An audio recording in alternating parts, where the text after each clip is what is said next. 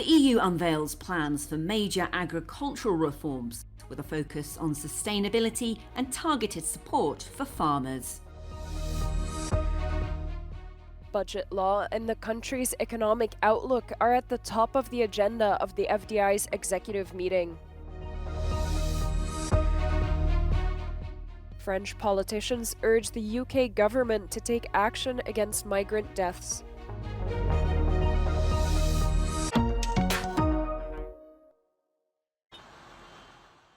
After months of intense demonstrations by farmers this past winter and spring, changes could be on the horizon for Europe's agricultural sector.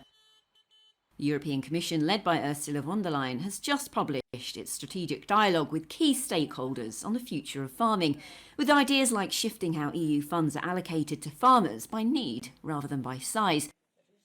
The discussion, spearheaded earlier this year, is seen as essential in bridging the highly polarised debate surrounding the Common Agricultural Policy, or CAP. The CAP, which accounts for 1/3 of the EU's budget, is now under review.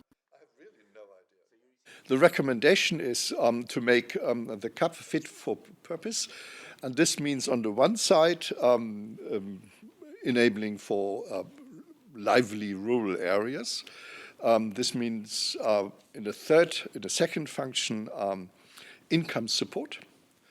But as the CAP is public money, this income support should be targeted, much more targeted, to those who actually need this support. These suggestions are expected to form the basis for the European Commission's new agriculture and food proposal, which is set to be released by early 2025. Environmental groups like Greenpeace have cautiously welcomed the discussions, calling it a step towards sustainability. Clearly, if I had to write this, I would write it very differently. But I accept it again as a consensus after 7 months of very hard work and very tough negotiations. So I'm extremely happy to see, for instance, all this group of stakeholders accepting the fact that we need to address the negative impacts of livestock farming, not at the expenses of farmers. We need to help farmers in the transition, but it's clear that we all agree we need to tackle the problem of livestock in the areas with very high livestock concentration. One key issue raised during last spring's protests was funding the transition to a more sustainable agricultural system. Farmers, through their main association, Copa Cogeca, were involved in the talks. Les agriculteurs ne peuvent pas supporter seuls, sur leurs propres épaules, la totalité des changements. Certains changements ont un coût ou mettent en difficulté les exploitations, car les changements sont trop importants. Il faut donc un soutien, puisque ça correspond à une demande de la société. C'est la société, via les soutiens publics, qui doit accompagner via ce fonds de transition.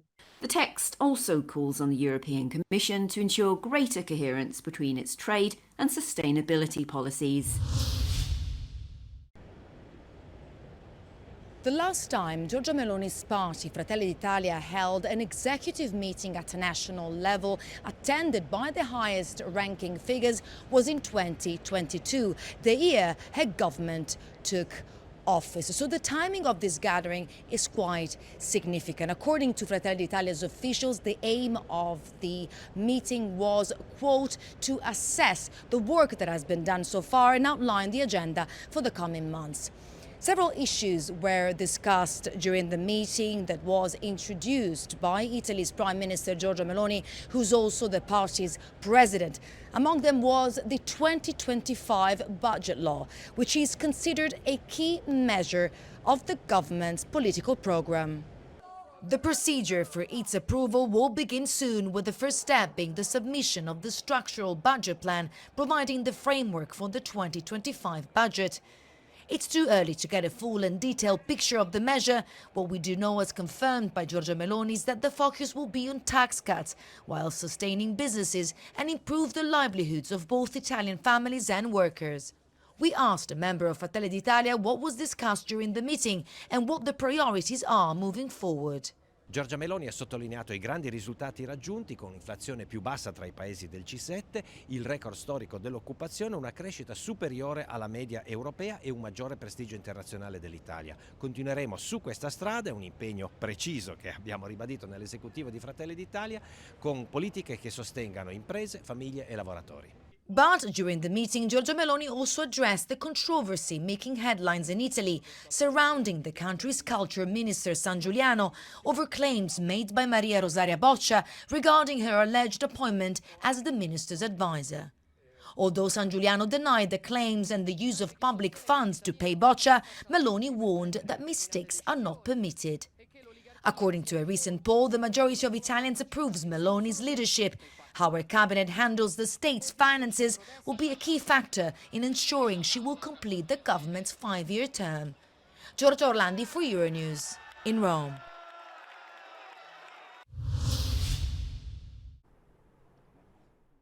French politicians have been urging the UK government to take action against migrant deaths.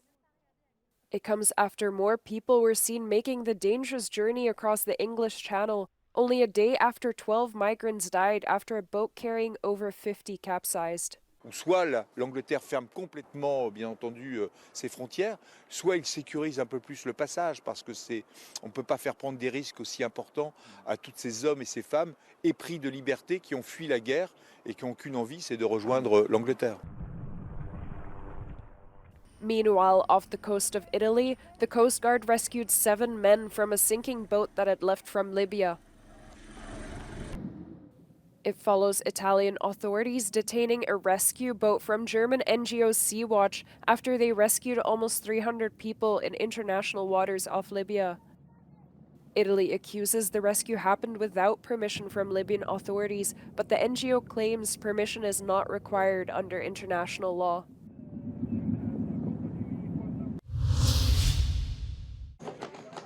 Pope Francis and the Grand Imam of Jakarta's Istiqlal Mosque embraced each other as they met to discuss interfaith harmony on Thursday. Representatives of 6 religions were present at the site, Southeast Asia's largest mosque. The Grand Imam, Nasaruddin Umar, and the Pope stood at the entrance to the Tunnel of Friendship, connecting the mosque to the neighboring cathedral. In the face of today's many challenges, we respond with the sign of fraternity, Francis said in an initial greeting.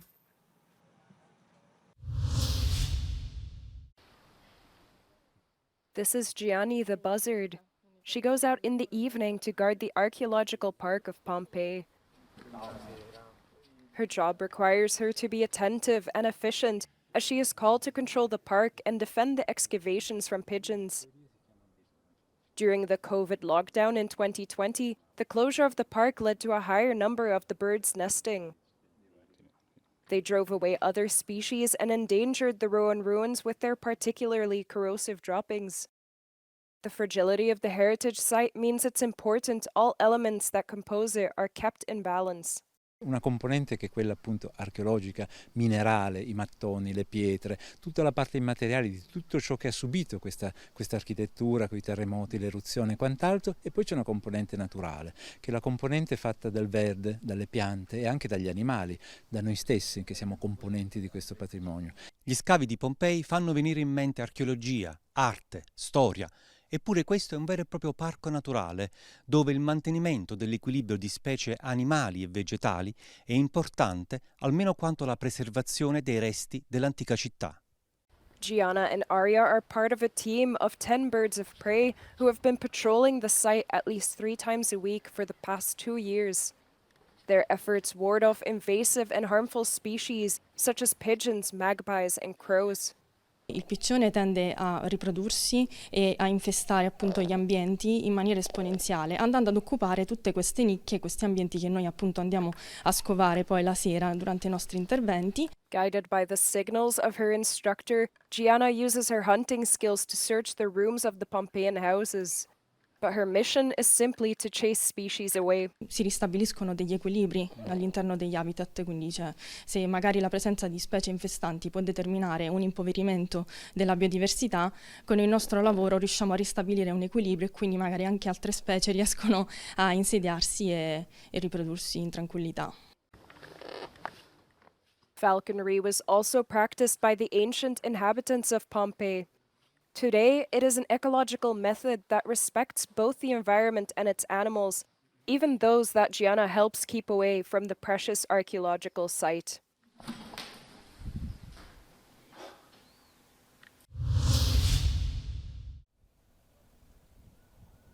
Baku, Azerbaijan's capital, is gearing up for the Formula One Grand Prix set for September 15. Almost all hotels are fully booked for that weekend. 2,000 volunteers, 1,400 marshals and 1,500 employees are working together to make sure everything runs smoothly. Oh, the vibes are amazing because there are a lot of preparations and behind the scenes, and you are always learning something, you are having fun. Of course, I feel very excited for this because we have a lot of events, some challengers, and such a big team working. For me, it's really important to be here.